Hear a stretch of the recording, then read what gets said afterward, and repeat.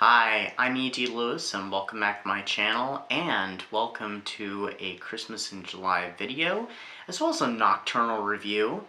If you missed my previous review, which was Dracula Reviews Part 20, it was also a Christmas in July video.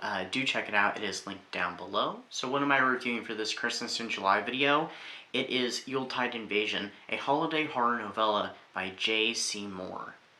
And it was a fun little read. It was a short little read. I actually read it on our way back from vacation that I took earlier this month. At the time that I'm filming this is actually last weekend, so I was on vacation over this previous weekend, which I will have a video covering that coming out soon, either next weekend or at the beginning of next month. I'm not sure when.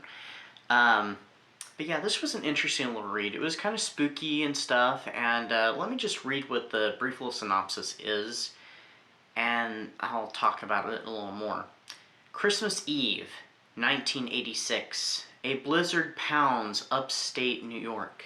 The wind moans and the never-stopping snow and blood pile up. The weather forces strangers from different walks of life to shelter from the storm as a monstrous creature crashes their festivities. The being inhabits the bodies of the slain like a malicious virus.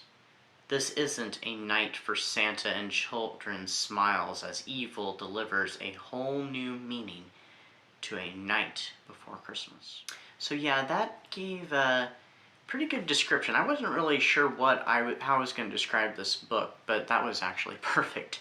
It was a fun little read. It's not very long.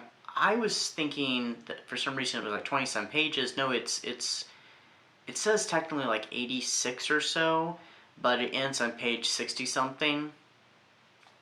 So it's not a very long read. It is done up in chapters, and there is a frame story. So like it said, it's this terrible storm's going on Christmas Eve, and these people are, basically forced together to fight for their lives, and there's a frame story telling it. So it's a story within a story.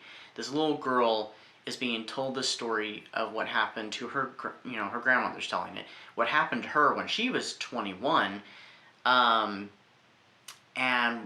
the horrific events that happened in that Christmas Eve night long ago.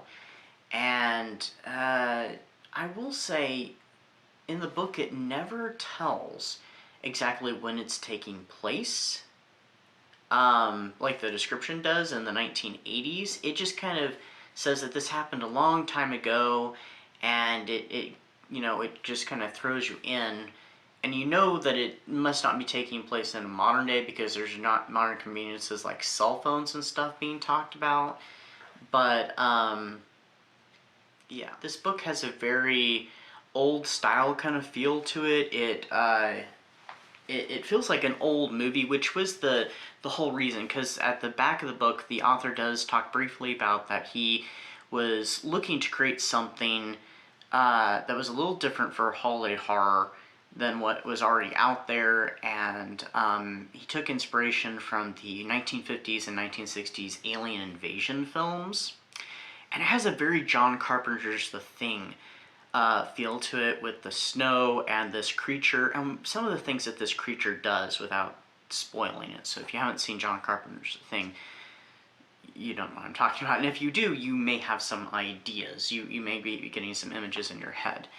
And it's definitely a very cheesy, schlocky story, novella, book, whatever you want to call it, but it's a lot of fun. There's not a lot of character development in it.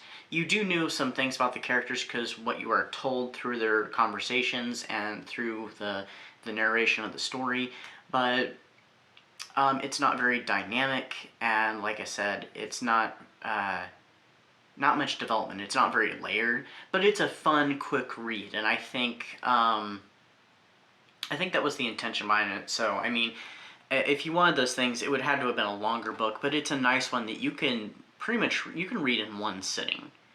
And it's pretty entertaining and pretty quick pace, and there is action to it. There's gore in it, and there is a little bit of holiday seasoning to it. I mean, this story could have even just taken place in the winter on a bad stormy night, but it does take place on Christmas Eve.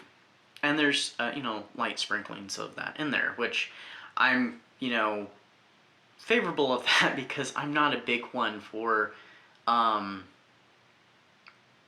of in-your-face holiday stuff because I'm not a big fan of the holiday season, but I really did enjoy this read. So taking all that I said into consideration, what did I rate this book? I did rate it 3.5 stars, which is not a bad rating for me. That's actually still a pretty good rating.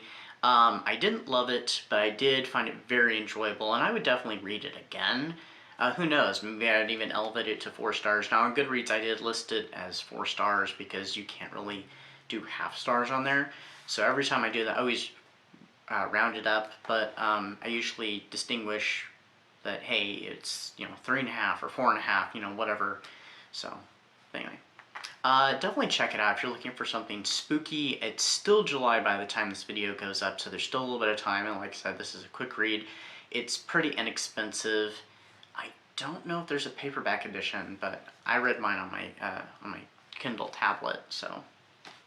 But anyway, hope everybody's having a great July and a great Christmas in July, and I will see you all very soon with another video. Stay safe, stay spooky, and happy Christmas in July.